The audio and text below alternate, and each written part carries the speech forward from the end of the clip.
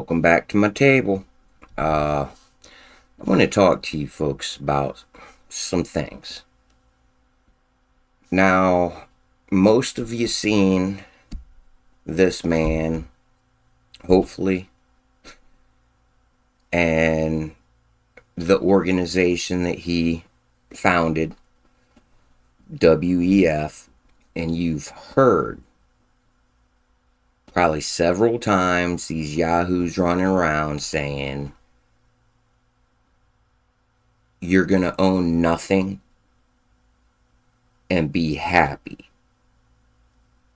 Now, to most of us, that don't make no sense. Like, how you gonna come and take my stuff? I got guns, I got this, I got that, is what I hear from people, at least around me, that speak words.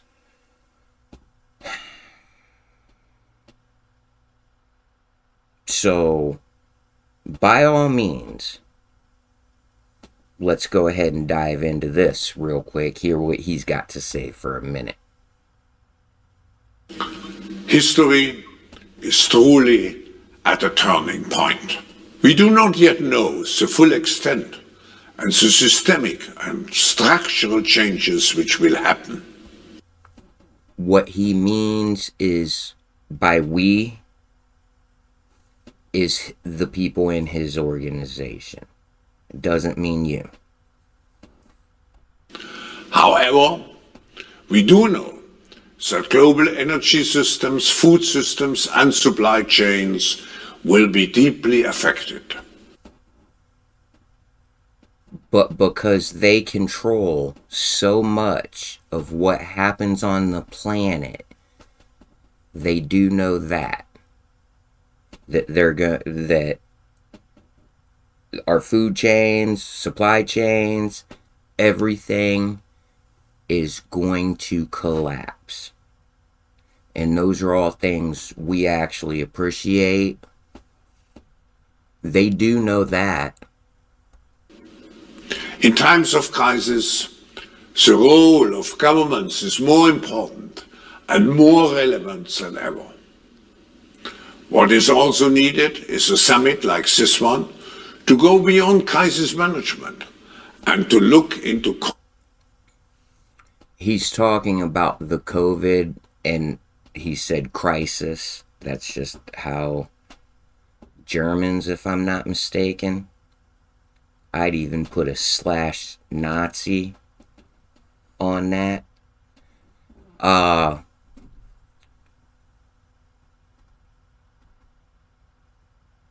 He just got done saying that the role of government is very important through these crises that they need, is what he was saying. They want more crises, so that way the government can come in and control more. Constructive ways we can build our common future. So then, what he means by their common future, it's not everybody, it's just them. And they're in every country. They're in every government. That's how big they got through the years while we was, I don't know, I was watching football, eating Twinkies, ho-hos. But then I wake up on Monday and go back to work. You know, just simple life. Now, owning nothing and being happy about it, these crises that are going to accrue, and they're not going anywhere. They're only going to get worse. There's no savior. Until you die, like, I believe in God, and that's part of the reason why I'm putting myself out here like this, to try to do what I can, but I'm a brokey.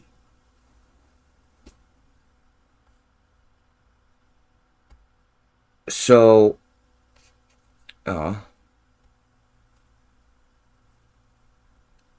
if you haven't heard yet, one of the biggest storms ever perpetrated on the planet as we know just hit America. Now let me ask you something. As you watch this destruction, you know, there was people that owned those houses. Do they own them anymore? Or do they want to own them anymore? Probably not. Total loss. It's gone. So I can tell you that these folks going through this, number one, I believe it to be proven enough to me because I'm following it.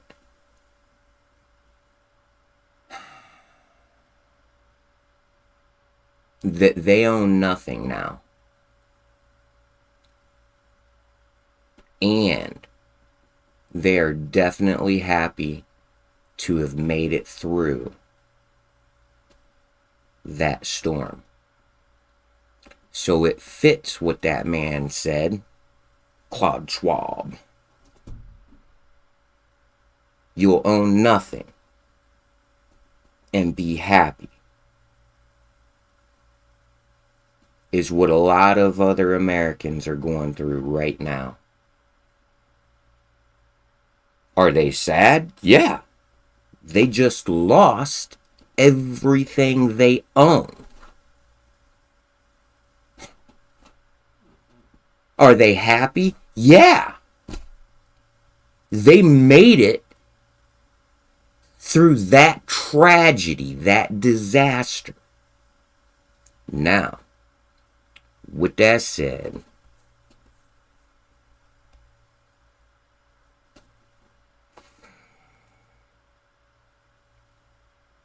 how many guns you think was just washed away? How many guns, how much ammo was just washed away like that? Within a matter of 24 hours. Just gone. You think your guns and ammo is going to save you? Okay. Maybe. Maybe possibly.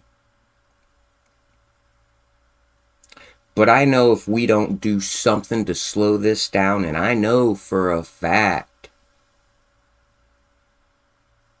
that this thing didn't have to be as bad as it was. We still have people stuck in the hills. They're dying as I speak.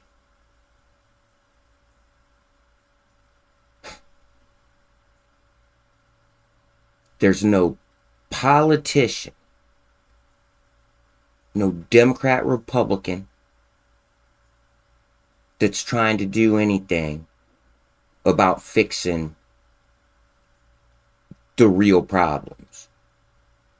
There's no cop that can save these folks. They're waiting for their orders.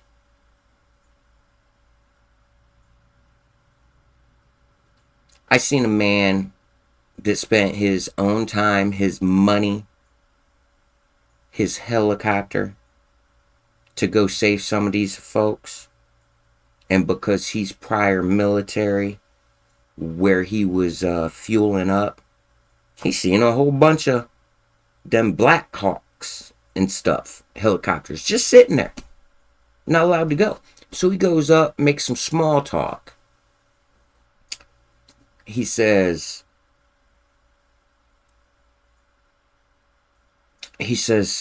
how come you guys aren't up in the air helping? Like I picking people up, dropping off supplies. He went there twice, helping folks. Guess what they say? They're waiting. I want to go. I want to go. We're ready. We're waiting for the orders. Now, what kind of fucked up system keeps them copters down? We're following it. There's plenty of my good brothers and sisters in the military ready to go. But because the system that we function off of didn't tell them to go, they're not going.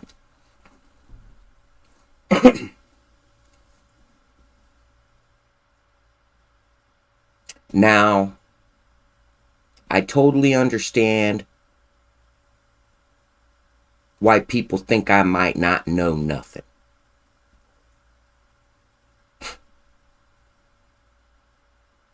After spending 22 plus years solid of learning, I barely watch movies, don't watch sitcoms, fart jokes and all that shit. I've been learning other stuff, how our government functions, asking legitimate questions, finding the answers. But that's just for myself. Now I've done everything I possibly could do. I've spent a lot of my own money. You can see on my YouTube, or you can see on my Facebook. You can see how innovative and creative, how definitely high energy I am to try to get this job. Spending all my own money, not begging anyone to try to get this job so I could potentially put myself in a position to where I would be able to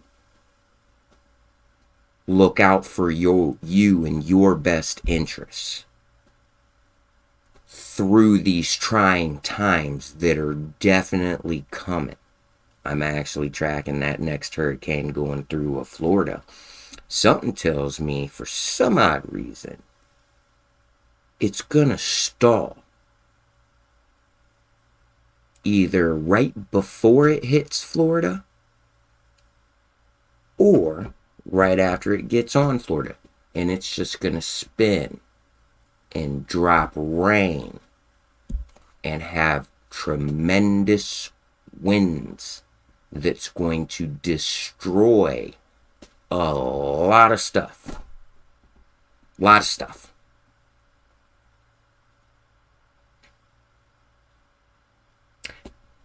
Now,